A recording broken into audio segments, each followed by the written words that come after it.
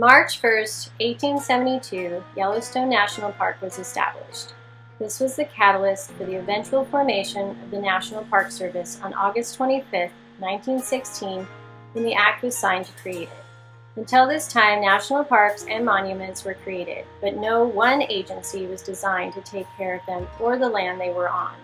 Eventually, the Antiquities Act of 1906 allowed the President of the United States to establish national monuments without consent from any other government body.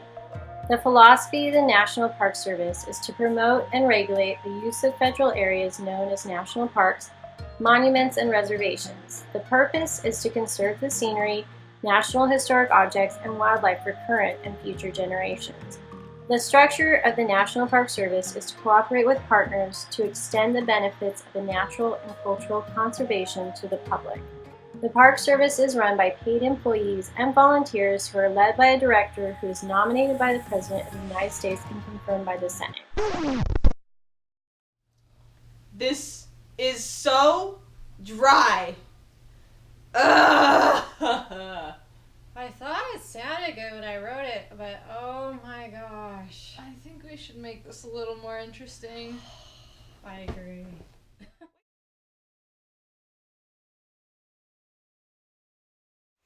I'm usually the one behind the camera, so this is really awkward. It's beautiful. It's colder than I thought. It is cold today. I am not acclimatized. It's really cold. I was ready for this. I'm not dressed for this. And I am not cold because I brought my nice puffy jacket. It's very warm. So anyhow, but it's still very pretty. I love it. And I think it's going to be fun. I'm excited, actually, to kind of go on an adventure. I don't know, I really do. I think we need to make it a goal to go over there. And maybe over there. So we're just going to go walk around. I'm excited for the day. Jaonna, stay on the trail! Don't you know better? Come on, Jaonna.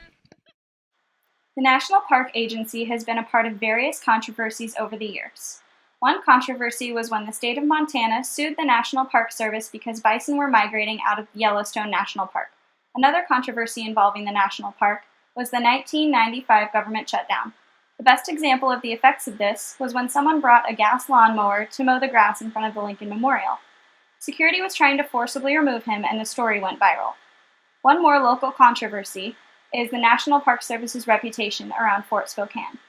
Park officials are reluctant to identify themselves as national park employees due to their reputation of closely working with law enforcement there.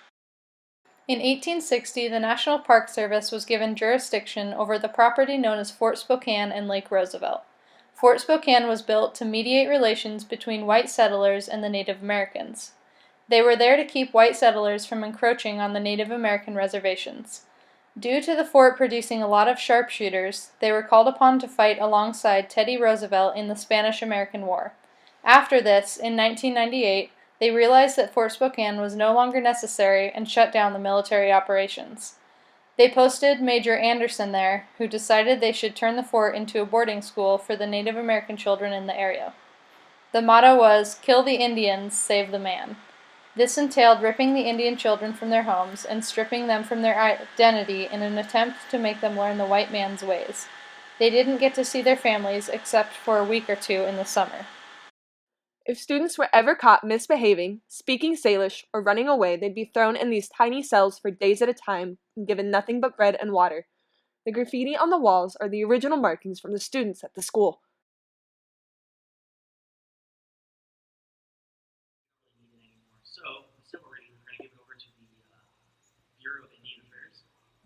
I would like to do the Native American boarding school, which at its heart was, hey, we're going to go out here, we're going to work with these Native Americans, because, their way of life was largely over, so we're going to go out there and civilize them. It's going to be great. The way they went about it probably was not the best, because they would literally go into, Native American villages, and they would tell the Native Americans, hey, we're going to, come teach your kids for free, and they'd be like, oh, this is great. However, we're going to take them 30, 50 miles away, and they have to stay here.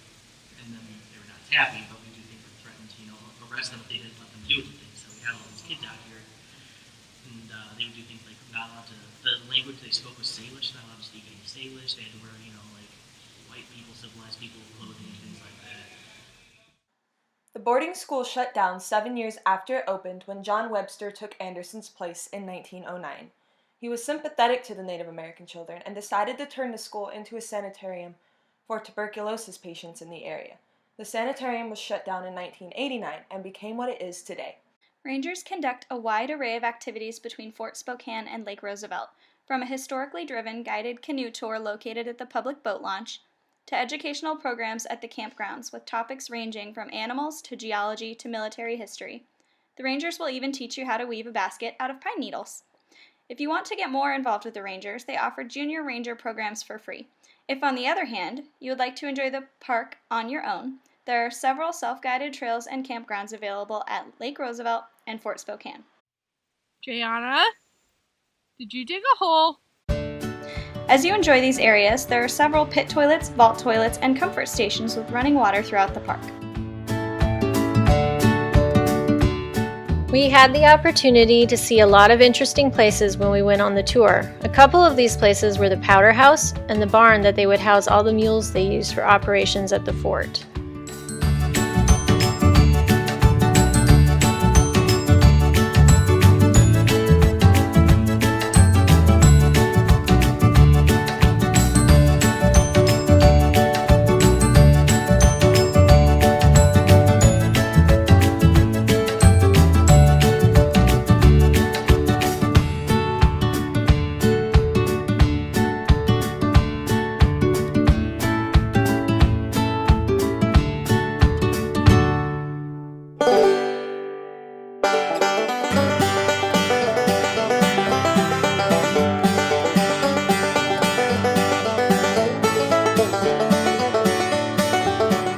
After our tour of Fort Spokane, we decided to check out the area for ourselves.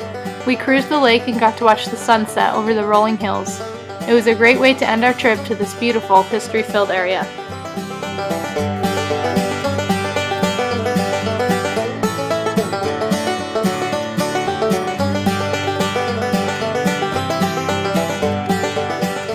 Out on the boat, we saw a wide array of Lake Roosevelt's most popular wildlife. Among these were elk, bighorn sheep, and bald eagles. At one point, we even thought we saw a bear.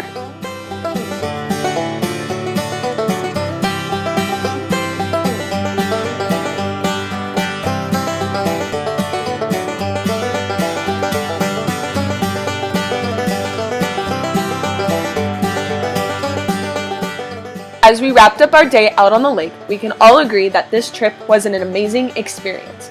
We encourage you to go check out the area for yourself.